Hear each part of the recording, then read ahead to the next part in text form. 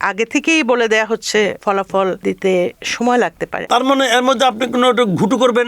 NCP হ্যাঁ ভোটের পক্ষে প্রচারণা চালাচ্ছে। রাজনৈতিকভাবে তারা যে একটা অপরিণত ক্যারেক্টার, সেটা তারা আরো একবার প্রমাণ করেছে। জামাতের মধ্যে কি কোনো সংস্কার দেখতে পেয়েছেন গত 17 মাসে? জামাতে তো সংস্কার হওয়ার কোনো সুযোগ নাই। আপনি ইসলামের আপনি কি সংস্কার করবেন? আর বিএনপির যে সমস্ত নারীদেরকে দিয়েছে, এদেরকে সব দিয়েছে তো কোটায়।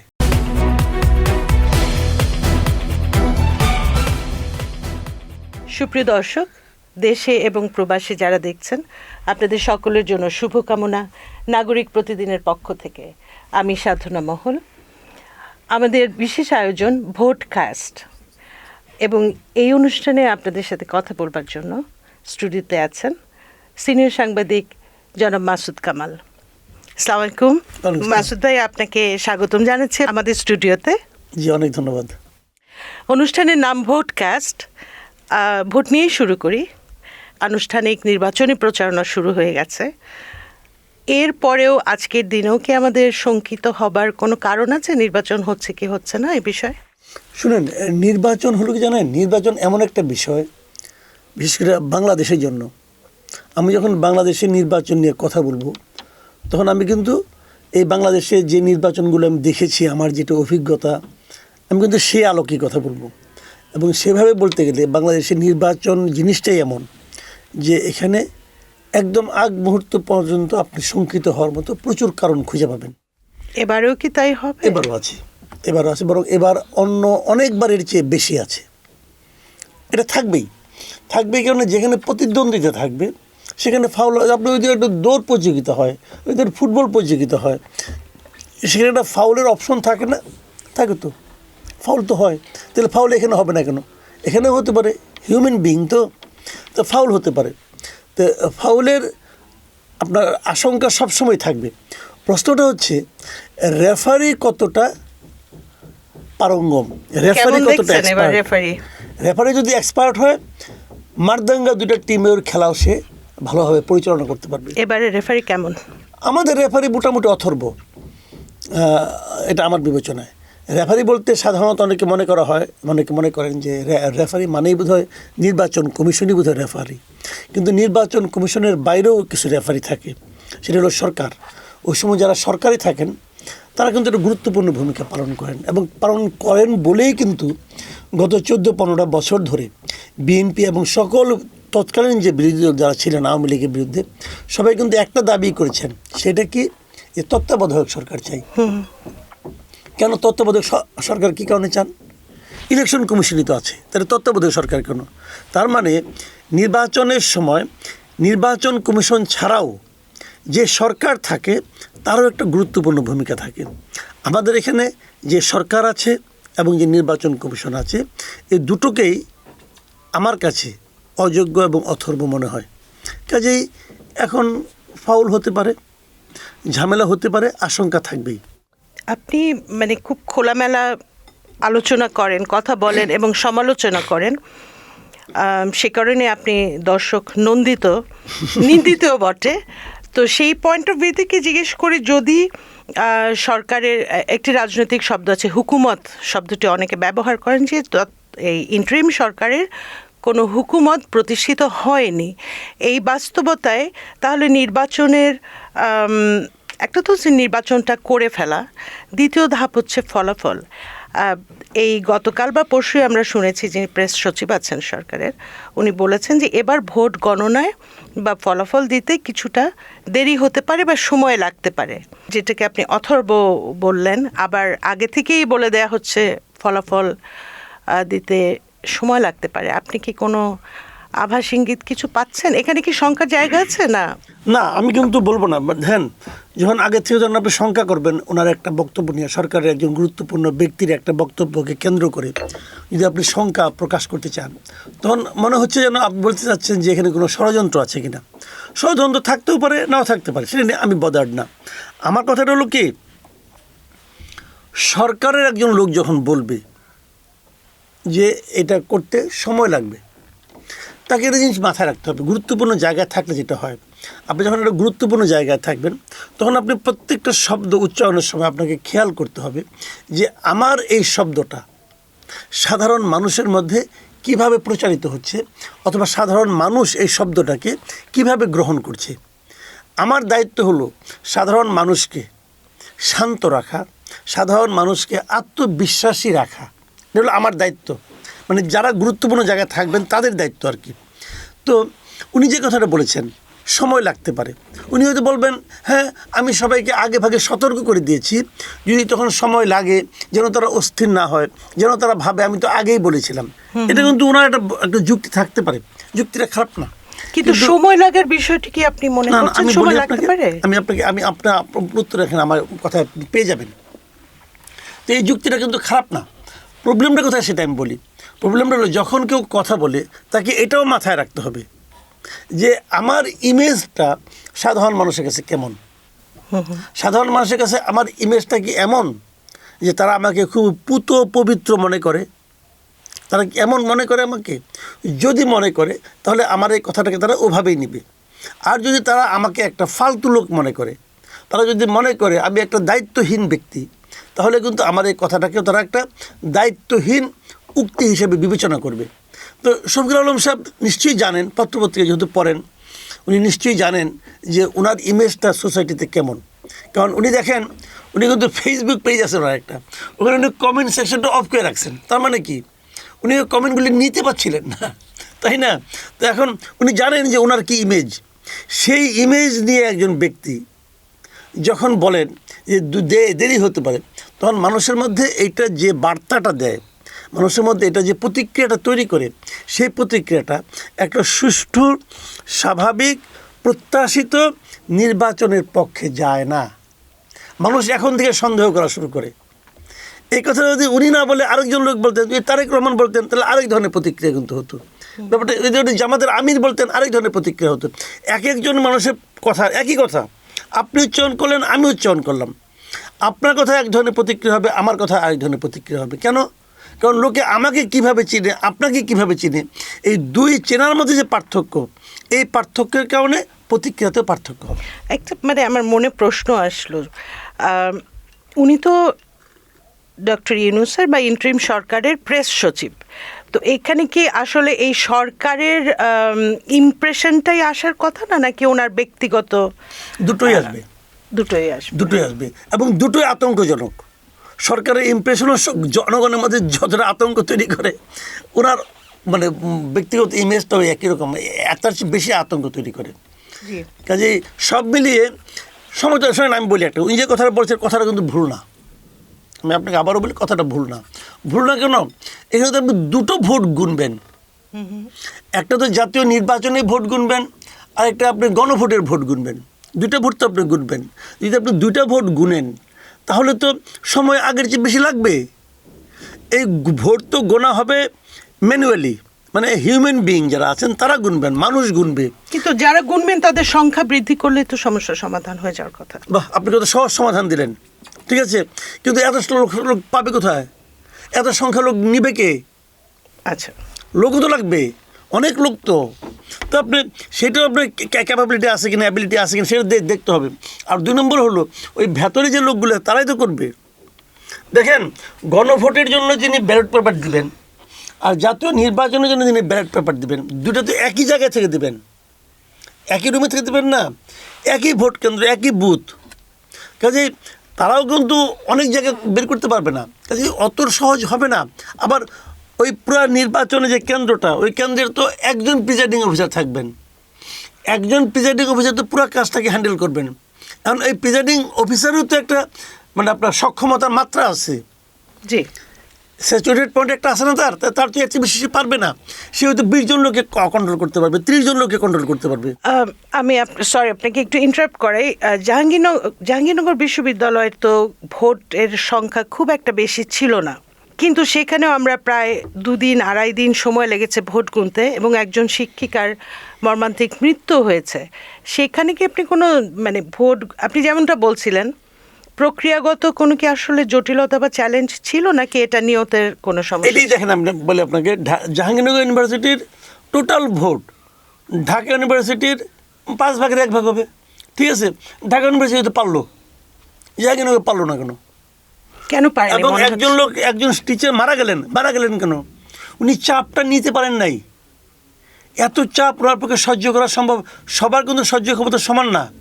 যতটুকু আপনি সহ্য করতে পারবেন ততটুকু প্রেশার আমি সহ্য নাও করতে পারি। এটা তো পার্সন টু পার্সন ভ্যারি করবে।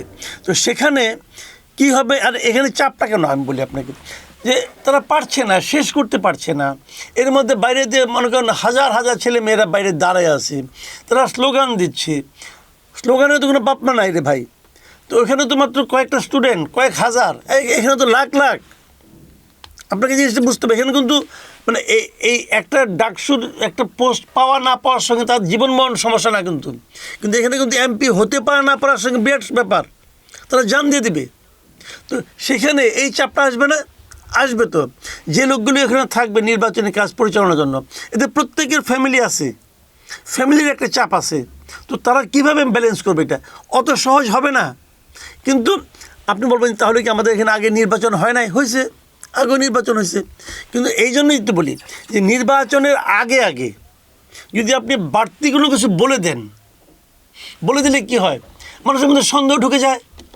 মানুষ বলে যে 2 দিন কেমন লাগবে, 3 দিন কেমন লাগবে, সময় কেন বেশি লাগবে, তার মানে এর মধ্যে আপনি কোনো একটা ঘুটু করবেন, কিছু একটা মানুষের মধ্যে ধারণা থাকে। তো এই যে চিন্তাগুলো কিন্তু নির্বাচনের রেজাল্ট পাওয়ার জন্য বাইরে যারা অপেক্ষা করে তাদের মধ্যে বাড়তি একটা উত্তেজনাও তৈরি করে, এবং এই উত্তেজনার প্রভাব কিছু না কিছু ভেতরে পড়বে। উনি মানে আমি শফিকুল আলম সাহেবকে বলতেছি, উনি হয়তো খুব মেধাবী লোক, কোনো সন্দেহ নাই, কিন্তু ওনার যে পদে উনি বসে আছেন, ওই পদের যে মানে আপনার গুরুত্ব, যে ওজন, এটা উনি ফিল করতে পারেন কিনা, এটা মাঝে মাঝে সন্দেহ হয়। গণভোট প্রসঙ্গে এনসিপি হ্যাঁ ভোটের পক্ষে প্রচারণা চালাচ্ছে, কিন্তু এনসিপি নিজেই তো জুলাই সনদে স্বাক্ষর করেনি। তাহলে জুলাই সনদকে যারা ওন করছে না তারা হ্যাঁ ভোট দিন বলছে। বিষয়টি আপনার চোখে কেমন লাগছে? খারাপ লাগছে, বিষাদ দৃশ্য লাগছে। এবং তারা যে আসলেই অপরিণত, তারা যে রাজনৈতিকভাবে তারা যে একটা অপরিণত ক্যারেক্টার, সেটা তারা আরও একবার প্রমাণ করেছে।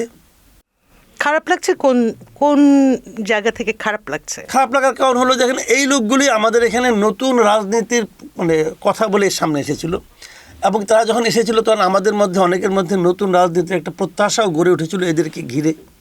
কিন্তু তারা যে আসলে এই বিষয়টাকে বোঝেই না, মিন করে না, এটা বুঝতে পেরে খারাপ লাগছে। আমরা তো এদের কাছে অনেক কিছু আশা করেছিলাম। তারা যেটার জন্য আন্দোলন করে তারা সেটার মধ্যে তারা সিগনেচার করে নাই এই পর্যন্ত। তো সিগনেচার তো করে নাই, তাদের তো নৈতিক অধিকারই নাই এটার পেছনে ভোট চাওয়ার। তাদের নৈতিক অধিকারই নাই। যে জিনিসটা তুমি নিজেই ওন করো না, যেটার মধ্যে তুমি নিজেই সিগনেচার করো নি, তুমি তার পক্ষে আমাদের কাছে ভোট চাও কীভাবে? তুমি চাইতে পারো না।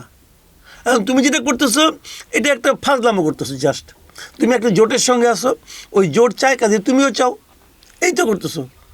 এবং এই সিগনেচার সে যে কোনো সময় যা করতে পারতো, পরেও করতে পারতো, এখনও করতে পারতো, না করছে কেউ। তার মানে কি বিষয়টা এমন যে এনসিপির ওপরে আমাদেরও কোনো মানে সাধারণ ছাত্র জনতারও কোনো প্রভাব বা দখলদারিত্ব নেই? আমরাও কি তাদেরকে রাজি করাতে পারলাম না সনদে স্বাক্ষর করতে? ওদেরকে আমি রাজি করাবো কেন? আমার ঠেকাটা কি? ওদেরকে ঠিক পথে রাখা তো আমার কাজ না। ওরা নিজেরা ঠিক পথে থাকবে, থেকে আমাদেরকে বলবে দেখো আমরা ঠিক পথে আছি। ওদেরকে প্রভাবিত করা তো আমার কাজ না।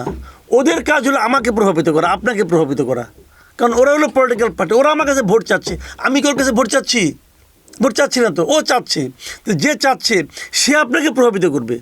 যখন আমরা বাজারে যাই, আমরা যখন একটা সবজি কিনবো, আমি কি সবজিওয়ালাকে প্রভাবিত করবো, নাকি সবজিওয়ালা আমাকে প্রভাবিত করবে?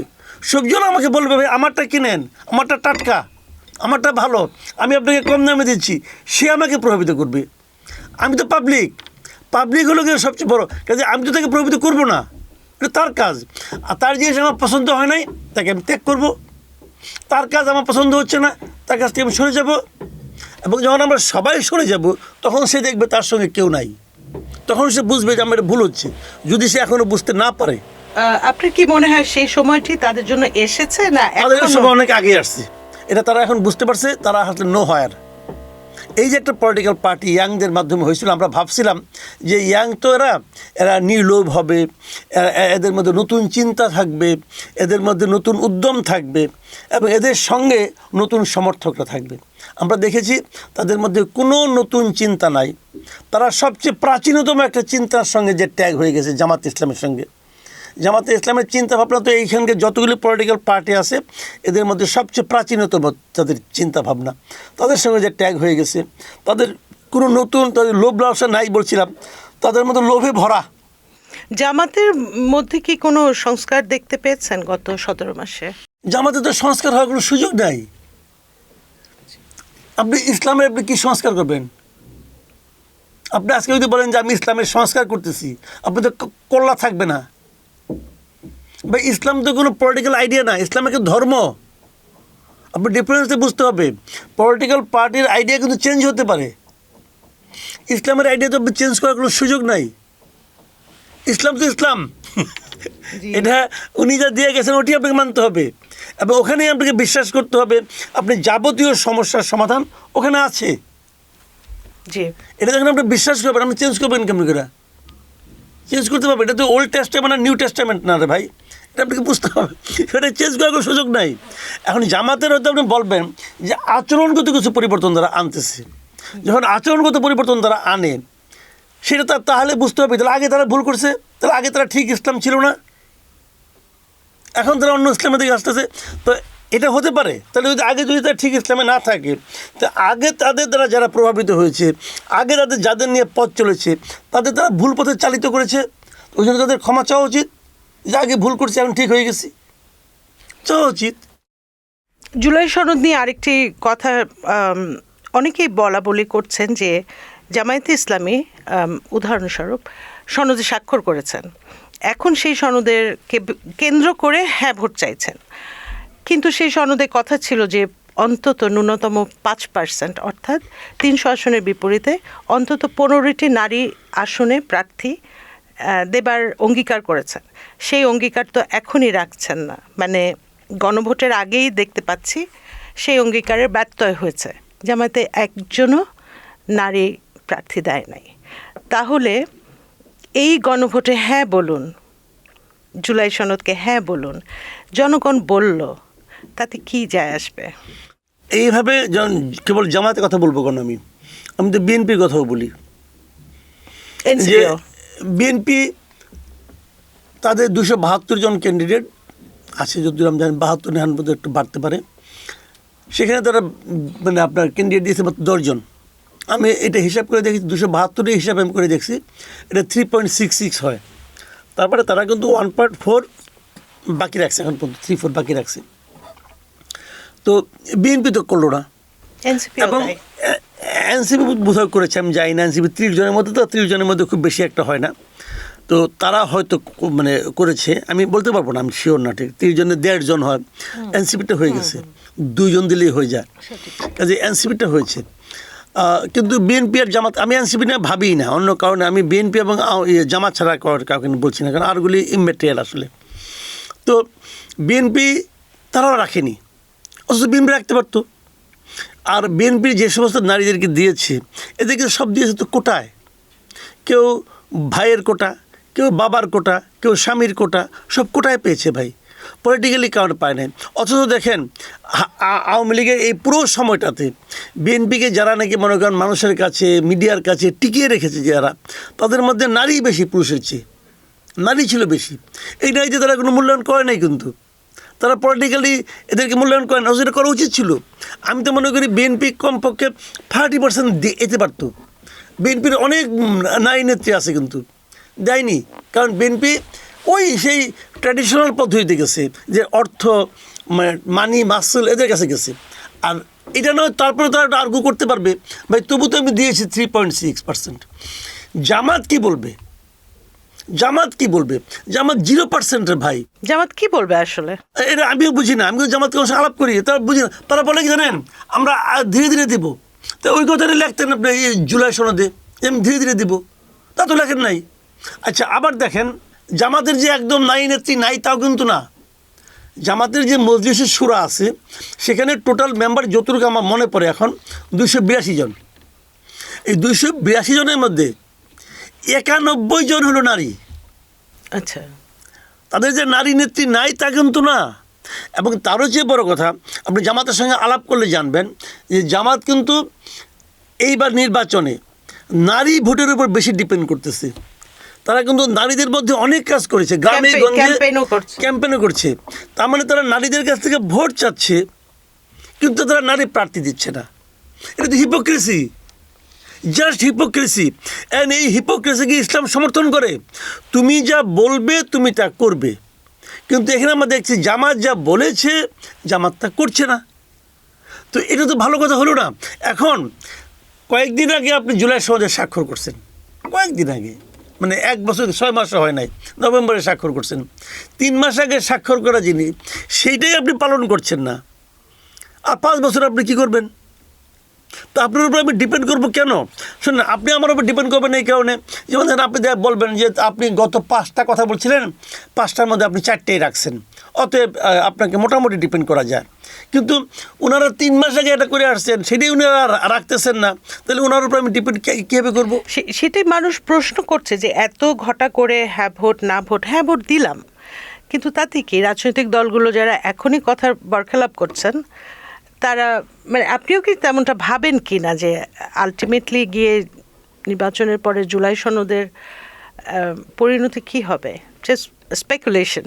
শুনেন, প্রথমত হা ভোট না ভোট, আমি আমার ব্যক্তিগতভাবে মনে করি হা ভোট খুব ভালো। যদি ভোট হয় তাহলে হা ভোট ভালো করবে না, এটা আমার মনে হয়। সরকার চেষ্টা করবে, আমার এই আশঙ্কাও হয় সরকার হয়তো আগের হা ভোটগুলিকে যেভাবে হ্যান্ডেল করতো বিভিন্ন সরকার, মানে জাস্টটাকে দেখাই দিত ভোট কি হয়েছে ম্যাটেরিয়াল বলে দিত, হা ভোট বিজয়ী হয়েছে, ডিক্লেয়ার করে দিল, তো কিছু আর বলার নাই। কারণ এখানে তো কোনো প্রতিবাদ করার কেউ নাই, আটকানোর কেউ নাই। প্রেসিডেন্ট অফিসে বলে দিল, রিটার্নিং অফিসে বলে দিল যে হা ভোট 85% পাইছে, বলে দিল, হয়ে গেল। হা ভোট ওরকমভাবে বিজয়ী হবে আমার ধারণা, ওইভাবে বিজয়ী হবে আমার ধারণা। হা ভোট মানে মানুষ হা ভোটকে খুব দিবে এটা আমি মনে করি না। কেন করি না সেটা আমি বলি। যেমন ধরেন বিএনপি মুখে যাই বলুক, বিএনপির নেতাকর্মীরা হা ভোট দেবে না। এমনটা কেন ভাবছেন? আমি বলছি আপনাকে, মানে যে কারণ আছে, মানে সেন্ট্রাল থেকে তো তাদেরকে বলা হচ্ছে, ওটা মুখে বলতেছে, ওই যে বলে না মুখে বলে নির্দেশকে চিমটি মেরে দেয়, ওই চিমটি দিয়ে দেবে বিএনপি। কারণটা আমি বলি, যে হা ভোটটা কি জুলাই সনদটা কি কিছু কিছু বিষয়ের সংস্কার মানে রাষ্ট্র পরিচালনার বিভিন্ন বিষয়ের সংস্কার। এই তো বিএনপির নিজস্ব একটা সংস্কার প্রক্রিয়া আছে, প্রস্তাব আছে। এটা আজকের থেকে 3 বছর আগে দিয়ে রাখছে তারা, 31 দফা। ওইটার জন্য তারা ক্যাম্পেইন করছে, সারা দেশে ক্যাম্পেইন করছে। এবং নট অনলি দ্যাট, যেদিন থেকে আমাদের এই অন্তর্বর্তীকালীন সরকারের সংস্কার প্রক্রিয়া শুরু হয়েছে, তখন তো বিএনপি বলতে পারতো, যেহেতু সরকার একটা সংস্কার করতেছে, সংস্কার আলোচনা করছে, সেখানে আমরাও আছি, অতএব আমাদের সংস্কারটা আপাতত বন্ধ, বলতে পারতো। বলে নাই, বরঞ্চ তারা একই সঙ্গে প্যারালালি তাদের সংস্কার যে প্রস্তাবগুলি আছে, রাষ্ট্র সংস্কারের যে আলোচনাগুলো উপজেলা পর্যায়ে পর্যন্ত তারা কিন্তু এটা নিয়ে মিটিং, তারপরে এটা নিয়ে আলোচনা, ওয়ার্কশপ তারা কিন্তু করছে। তার মানে তারা তাদের 31 দফাকে কিন্তু সচল রেখেছে। তো যখন তারা জনগণের কাছে যাবে, তারা কি এই সংস্কার প্রস্তাব নিয়ে যাবে নাকি নিজেদের 31 দফা নিয়ে যাবে? 31 দফা নিয়ে যাবে। যদি জনগণ তাদের পক্ষে রায় দেয়, তাহলে তারা কি এই সংস্কার বাস্তবায়ন করবে নাকি নিজেদের সংস্কারটা বাস্তবায়ন করবে? নিজেদেরটা বাস্তবায়ন করবে। খুব সিম্পল আর কি। কিন্তু দেখেন আপনার এই সংস্কারের সঙ্গে 31 দফার কিছু কিছু মিল তো আছে। তাহলে কি হবে? যেগুলো মিল আছে তারা বলবে যে আমরা তো ওই সংস্কারগুলো করেছি, আর যেগুলো না মিলবে সেগুলো তারা বাস্তবায়নের জন্য মোটেই উদ্যোগী হবে না। মুখে যে যাই বলুক তারা হবে না, এটা আপনি নিশ্চিত থাকেন।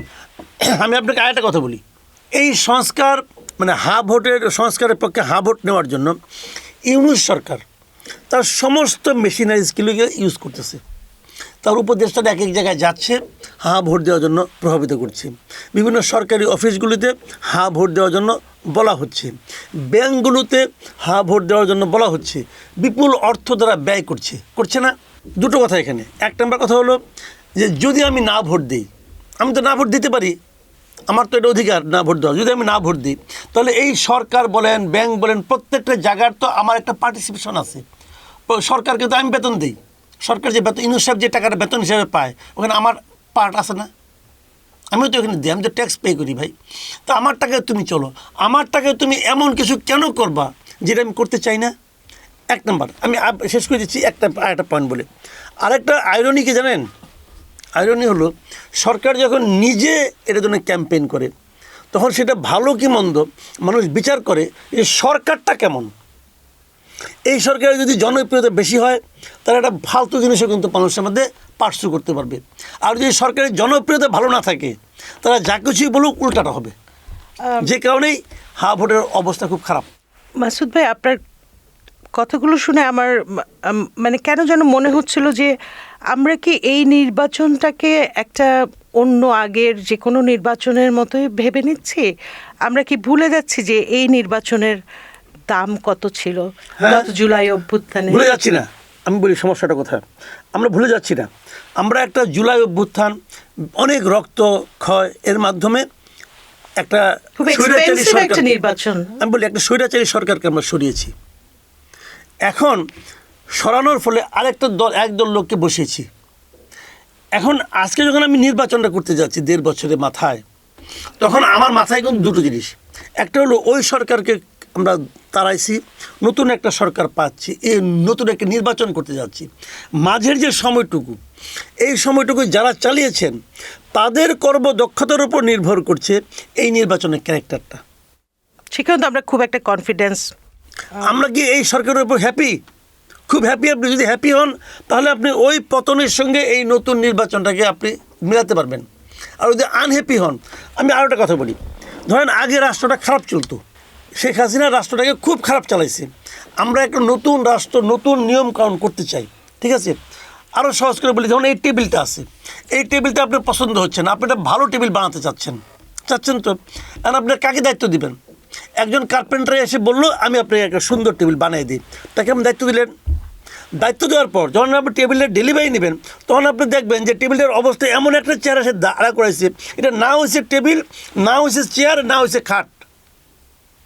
এখন আপনি বলেন যে ভাই এই টেবিল তো আমার পছন্দ হচ্ছে না, তখন আমি যে আপনাকে বলি ভাই কেন পছন্দ হচ্ছে না, আগেরটা খুব ভালো লাগছিল না, ওটা তো চেঞ্জ করে দিলাম। তাহলে চেঞ্জ মানেই কিন্তু বেটার না, মাথায় রাখতে হবে। চেঞ্জ মানেই বেটার না। চেঞ্জটা করার সময় যে কার্পেন্টারকে আপনি নির্বাচন করছেন, সেই কার্পেন্টার যদি আপনি ভুল কার্পেন্টার নির্বাচন করেন, সেটাকে আরও খারাপ করে দিবে। এরা সেই কাজটা করছে। এরা সংস্কার নামে যে জিনিসটা নিয়ে আসছে, সংস্কার কি খুব যোগ্য লোক করছে? আপনি আমাকে এই কথাটা বলেন না ভাই। সংস্কারের জন্য আমি মিডিয়ার একজন লোক, আমি 36 বছর ধরে সাংবাদিকতা করি। মিডিয়ার সংস্কার কমিশন যেটা করছে, ওটা কোনো কমিশনই হয় নাই। ওই লোকগুলি মিডিয়ার কি এক একজনকে নাকি প্রতিভা নাকি রে ভাই? কেউ না। তো এখন এই সমস্ত এলেবেলের লোক দিয়ে আপনারা বড় কাজ করাচ্ছেন, হবে না তো ভাই। আমরা শেষের দিকে কিন্তু একটি প্রশ্ন না করেই পারছি না। আপনার শেষ কথাটি রেশ ধরে, ঠিক আছে, অনেকগুলো সংস্কার কমিশন কাজ করেনি, পরিষ্কার। কিছু কিছু কমিশন তো হাওয়াই হয়ে গেছে, যেমন নারী কমিশন উধাও হয়ে গেছে, গণমাধ্যম সংস্কার কমিশনে। সেই ক্ষেত্রে আপনি তো খুব খোলামেলা কথা বলেন, একেবারে খুব সোজা সাপটা পরামর্শও দেন। আপনারা যারা আছেন, আপনাদের কোনো পরামর্শ কি এই সংস্কারের সাথে সংশ্লিষ্ট কমিশনের হর্তাকর্তাদের কানে পৌঁছেছে গত 16 মাসে? পৌঁছালো কি পৌঁছালো না আমার দেখার ব্যাপার মানে না। কোনো রিফ্লেকশন দেখেন কিনা? আমি রিফ্লেকশন দেখি না। যেমন আমি বলি আপনাকে, সংবিধান সংস্কার কমিশন এর যে চেয়ারম্যান ছিল আলী রিয়াজ, তাকে আমার পছন্দ না। আমি মনে করি সে অ্যাপেবল না, এটা আমি মনে করি। আমি বলবো আমি কেন মনে করি, আমি এই কারণে মনে করি, উনি তো সংবিধান বিশেষজ্ঞ না। আলী রিয়াজ তো ঢাকা ইউনিভার্সিটির টিচার ভাই। আলী রিয়াজ তো আমার টিচার ছিলেন, আমার ডাইরেক্ট টিচার ছিলেন উনি। আমি জার্নালিজমে পড়াশোনা করতাম, উনি জার্নালিজমের টিচার ছিলেন। তো উনি সংবিধান বিশেষজ্ঞ কবে হইলেন ভাই? আলী রিয়াজ দীর্ঘদিন প্রথম আলোতে কলাম রাখছেন, সেই কলামের নিচে লেখা থাকে লেখক পরিচিতি, যে ওখানে কোথাও একটা কলামের নিচে দেখাতে পারবেন আপনি লেখা ছিল যে আলী রিয়াজ সংবিধান বিশেষজ্ঞ? উনি সংবিধান বিশেষজ্ঞ না, বরঞ্চ শাহাদির মালিক সংবিধান বিশেষজ্ঞ, ডক্টর কামাল হোসেন সংবিধান বিশেষজ্ঞ। এখন যে লোকটা সংবিধান বিশেষজ্ঞ না, তাকে দিয়ে আপনি সংবিধান চেঞ্জ করাচ্ছেন, ওটা কি হবে? হবেটা কি? জি, এত কিছুর পরেও আজকে এই পডকাস্ট অনুষ্ঠানের মাধ্যমে আপনাকে অনুরোধ করব, নির্বাচনটাকে সুন্দর, সুষ্ঠু এবং এই ফ্যাসিবাদ বিরোধী যে গণ অভ্যুত্থান, সমস্ত কিছু মাথায় রেখে আপনি সরকারকে পরামর্শ দিন। শুনেন, এখন এই সরকার পরামর্শের ঊর্ধ্বে উঠে গেছে। এখনো তো সময় আছে। না, সময় নাই। মনে করেন আপনারা ম্যারাথন দৌড়ে যাচ্ছেন, 15 ম্যারাথন, ধরেন আপনার 1500 মিটার একটা দৌড় দিবেন, ঠিক আছে? আপনি 1500 মিটার 15 বার আপনি ঘুরবেন, ওই বৃত্তটা 15 বার ঘুরবেন। অলরেডি অন্য সবাই মানে দৌড়ে আপনি এতটাই পিছিয়ে গেছেন যে মানে 2 ল্যাপ আপনি পিছনে আছেন। আপনি যতই পরামর্শ দেই, এই 2 ল্যাপ আপনি আর কভার করতে পারবেন না। কিন্তু এর ফলাফল তো ভোগ করতে হবে বাংলাদেশের সাধারণ মানুষকে, আপনাকে। আমরা তো করতেছি ভোগ, মানে নির্বাচন পরবর্তী। তা নির্বাচনের পরে কী হবে, যখন নতুন গভর্নমেন্ট আসবে তাদের উপর বিরাট একটা চাপ হবে। এই বর্তমান যে গভর্নমেন্ট আছে, আমি তো সবসময় বলি যে এই গভর্নমেন্টের মতো এত নন সিরিয়াস গভর্নমেন্ট আমি আমার জীবনে দেখি নাই। এই গভর্নমেন্টের মতো এত নন সিরিয়াস গভর্নমেন্ট আমি জীবনে, তাদের কোনো কিছুতেই কোনো কিছু আসে যায় না। তারা আসছে এখানে অবসর বিনোদনের জন্য, বয়স্ক অবস্থায় আসছে, অবসর বিনোদন করে 1.5 বছর তাইরে নাইরে করে কাটাই এগুলো, আর কিছু না। তারা কোনো একটা বিষয়ে কোনো একটা দিক নির্দেশনা দিতে পারে না। এদের তো কাজ ছিল যে খুব ভালো করে কিছু করা, তা না, কিন্তু এদের কাজ ছিল দিক নির্দেশনা দেওয়া। তারা সেটা পারে নাই, বরঞ্চ অনেক ক্ষেত্রে তারা আওলা বাজিয়ে দিয়ে গেছে। আমি একটা এক্সাম্পল দিয়ে বলি, আপনাদের বুঝবেন। এই যে সর্বশেষ যে আকামটা তারা করলো, পে কমিশন দিয়ে এগুলো, এটা সর্বশেষ আকাম করলো। আমি বলতেছি সর্বশেষ আকাম করলো। এই যে তারা যে পে স্কেলটা করলো, আপনি জানেন আমাদের যাদের আগে গভর্নমেন্টের যে রাজস্ব আয়, আমার আপনার কাছে যে ট্যাক্স যেটা নেয় ভ্যাটের মাধ্যমে, ট্যাক্সের মাধ্যমে, এই ট্যাক্সের 70% এই গভর্নমেন্ট মানে আগের গভর্নমেন্টগুলো ব্যয় করতো এই বেতন ভাতা এবং সরকার পরিচালনার কাজে, 70%। আর ওইখান থেকে 25% ব্যয় হতো বিভিন্ন ঋণ পরিশোধের জন্য, বৈদেশিক ঋণ টিন আছে, এটা থাকলো কত 5%। ওই 5% দেওয়া বিভিন্ন রকম কাজকর্ম হইতো, উন্নয়ন কাজকর্ম অমুকতমক হইতো। রাজস্ব আয়ের বলছি আমি। আপনি যদি এটা ডাবল করেন বেতন, এখন আপনি টাকাটা কোথেকে দেবেন? 1,06,000 কোটি টাকা লাগবে প্রতি বছর। কোথা থেকে দেবেন টাকাটা? পাবেন। অনেকে বলছেন যে নির্বাচনে যেন ডিসিএসপি এবং সকল সরকারি কর্মকর্তারা সুন্দরভাবে পারফর্ম করেন, এই সরকারকে এক ধরনের একটা সেফ এক্সিট দেন, কমফোর্ট দেন, সে কারণেই নাকি ইলেকশনের আগে ঘোষণা। তাহলে এটা কি হলো? ঘুষ হলো? মানে এটা আমার শোনা কথা। তাহলে ঘুষ হলো না? যদি আপনার শোনা কথা সত্য হয়, তাহলে কি হলো? সরকার ওদেরকে ঘুষ দিল, তো এটা কি নৈতিকভাবে ঠিক আছে? কার টাকা দিল? আমার আপনার টাকা দিল। তাহলে কী হবে? এই টাকা যখন সে দিতে না পারবে, তাকে ট্যাক্স বাড়াইতে হবে। জনগণের জীবন। আবার আরেকটা কথা ভাবেন, আপনি এই দেশে আপনি জানেন সরকারি কর্মকর্তা কর্মচারীর সংখ্যা কত? 15 লাখের মতো। আর বেসরকারি কত? 1-1.5 কোটি টাকা লোকের মতো। তো বাজার দর বেড়ে গেছে। বাজার দর কি ওদের জন্য বেড়েছে? আমার আপনার জন্য বাড়ে নাই? তো ওরা যখন ওদের বেতনটা আপনি বাড়াই দেবেন, তখন তো বাজার দর আরও বাড়বো। তো ওই বাড়তি বাজার দর আমি কীভাবে করবো? তো এইটা একটা ডিসপ্যারিটি। তার চেয়েও বড় কথা, নতুন যে গভর্নমেন্ট আসবে 12 তারিখের পরে, এটা তো তাদের উপরে একটা চাপ। এবং এই আওলাটা তারা বাজাই গেল একদম ইচ্ছাকৃতভাবে বলতেছে যে আগামীতে যে সরকার আসবে, ওদের ইন্টেনশনটা আমি বলি আপনাকে। ইন্টেনশনটা হলো যে নতুন যে সরকার আসবে তারা আরও ফাপড়ে পড়ে যাবে। তখন লোকে বলবে তাহলে তো আগেরটাই ভালো ছিল, তাহলে তো ইউনিসি ভালো ছিল। এইটুকু শোনার জন্য তারা এই ভয়ঙ্কর কাজটা করলো। আবার দেখেন পোর্ট দিয়ে দিল। বাবা, তুমি সরকারে তোমার আয় হলো গিয়ে 1.5 বছর, তুমি 32 বছরের জন্য পোর্ট কীভাবে দাও? আপনি বুঝান, এটা কি তাদের কাজ? এই 32 বছর এই ঝামেলা পরবর্তী সরকারকে বয়ে বেড়াতে হবে। এইগুলি তারা মানে অন্যায় করেছে। এবং আমি মনে করি, আমি একটা প্রস্তাব দিই আপনাকে, এই আপনার মাধ্যমে সবাইকে দিচ্ছি, এই সরকারের যত উপদেষ্টা আছে, যত নীতি নির্ধারক আছে, এরা কেউ যেন দেশ ত্যাগ করতে না পারে, এই ব্যবস্থা আগামী সরকারের করা উচিত, এখনই করা উচিত। এরা কেউ দেশ ত্যাগ করতে পারবে না। বিচার হবে আগে তোমাদের সবার, যে তোমরা কি কি আকাম করেছো, তারপরে তোমরা দেশ ত্যাগ করবে, এর আগে না। অনেক ধন্যবাদ মাসুদ কামাল ভাইকে। প্রিয় দর্শক, আপনারাও আপনাদের মতামত জানাবেন, আমাদের কমেন্ট বক্সে লিখবেন। আমরা কথা বলছিলাম ত্রয়োদশ জাতীয় নির্বাচন এবং গণভোটের ব্যাপারে। এই নির্বাচনের একজন প্রার্থী ছিলেন যিনি নির্বাচনী প্রচারণার কাজে সেই দিনই পল্টনে প্রকাশ্য রাস্তায় গুলিবিদ্ধ হয়ে শহীদ হন, মারা যান, ওসমান হাদির কথা বলছি। জীবিত ওসমান হাদি গণমাধ্যমে এবং এমনই টকশোতে এসে বলেছিলেন, আমাকে যদি হত্যা করা হয় তাহলে আমার মৃত্যুর পরে আপনারা অন্তত বিচারটা কইরেন, অন্তত বিচারটা কইরেন।